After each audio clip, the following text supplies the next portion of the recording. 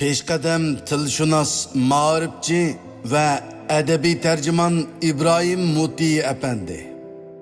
Dağlık tilshunos İbrahim Mutiy töhbikor ma'rifchi, mashhur tilshunos, adabiy tarjimon ham peshqadam nashriyatchi İbrahim Mutiy 1920-yili 5-oyning 1-kuni Turpan shahrida Kasıb oilasida tug'ilgan.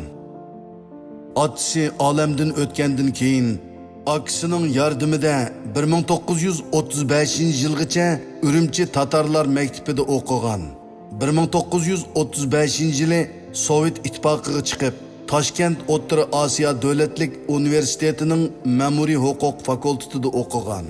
U maktabda bir yoqdan o'zbek, rus tillarini va umumiy fanlarni sistemalik o'rgansa, yana bir yoqdan S.Y. Malov qatorliq Sovet turkologlarının turkiy tillarga, xususan qadimki Uyg'ur tiliga oid asarlar bilan tonishib, o'zining keyingi yillardagi amaliy xizmat va ilmiy tadqiqotiga puxta asos solgan. İbrahim Mutiy 1937-yili Toshkentdagi o'qishini g'albilik tamomlab qaytib kelgandan keyin Urumchidagi atalmış Şinjan o'lkalik Darul Mualliminda til adabiyot o'qituvchisi bo'lgan, til va pedagogika darslarini bergan. Ma'rif sepida jon dili bilan ishlayotgan İbrahim Mutiy 1940-yili Shingsay tarafidan turmaga tashlangan. Bir mezgildan keyin İbrahim Mutiy atalmış Şinjan saqchi ofitserlar maktabi qarmog'idagi tarjimonlar kursiga dars o'tishga buyurilgan. U nazarband ostida tursimu o'qitish xizmatini amaliy ehtiyoj va ilmiy tadqiqotga birlashtirib, Uyg'ur tili morfologiyasi, Uyg'ur tili sintaksisi, Uyg'ur tili qoidalari, Uyg'ur tilining oddiy imlo qoidasi qatorliq darsliklarni tuzib chiqqan. Bular 1948-yili Mix matbaada besilib, Sharqiy Turkistondagi har darajalik maktablarda qo'llanma nashriyat axborot o'rinlarida foydalanish materiali qilingan. İbrahim Mutiy 1945-yili turmadan chiqqandan keyin atalmış Şinjan institutida avval kasbiy bo'limning mudiri, keyin institutning muavin mudiri bo'lgan. U o'qitish bilan ilmiy tadqiqotni tang tutib, turkiy tillarga oid bir muncha ilmiy maqolalarni yozib e'lon qilgan. 1946-yili 7-oyda 30dan ortiq har soha zotlarning ishtirokida Altay nashriyati rasmiy qurilib, qurilish murosimida nashriyat rahbarlik hayatlari saylab chiqilganda İbrahim Mutiy Altay nashriyatining muavin mudirligiga saylangan. U 1950-yildan 1953-yilgacha Xitoy Markaziy Milliy ishlar komitetida maslahatchi bo'lgan. 1953-yildan 1960-yilgacha Markaziy Millatlar nashriyatining Uyg'ur tahrir bo'limida mudir bo'lib ishlagan.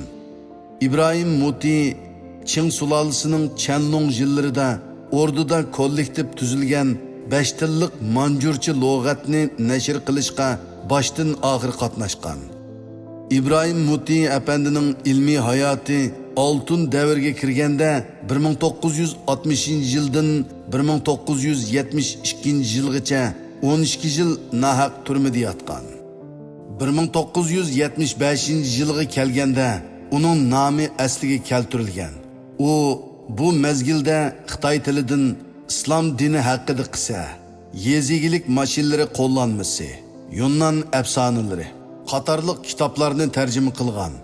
1978-yili kuzda olamshumul nodir asarlar Turkiy tillar divoni va qutadg'ubilikni hozirgi zamon Uyg'ur va Xitoy tillariga tarjima qilib nashrga tayyorlash temasi falsafa ijtimoiy fan tadqiqot planiga rasmiy kirgizilganda İbrahim Mutiy divonni hozirgi zamon Uyg'ur tilida nashrga tayyorlash xizmatiga boshdan oxiri to'liq qatnashib, 3 tomliq bu cho'ng asarning mas'ul muharrirligini ishlagan.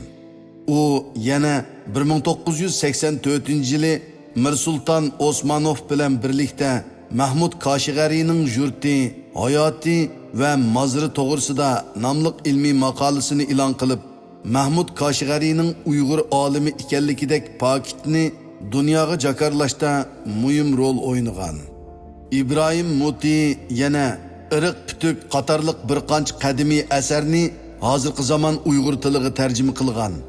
Maytri Simitga o'xshash nadir miroslarning hozirgi zamon Uyg'ur tilidagi yashmisining mas'ul muharrirligini ishlagan.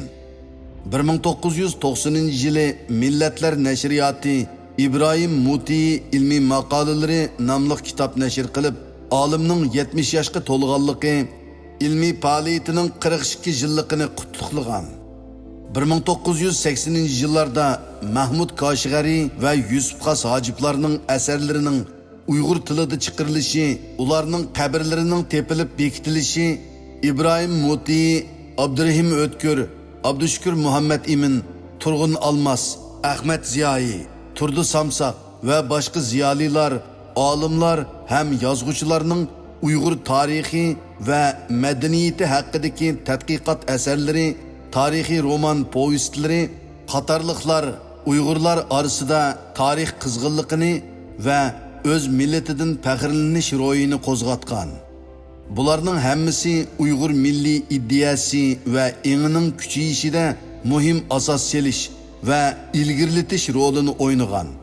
Ana shu 1980-yillar amaliyotda Uyg'ur milliy ideyasining qayta kuchaygan va keyingi 1990-yili va 2000-yillarga ruhiy ozuq va asos solgan davri bo'lgan edi.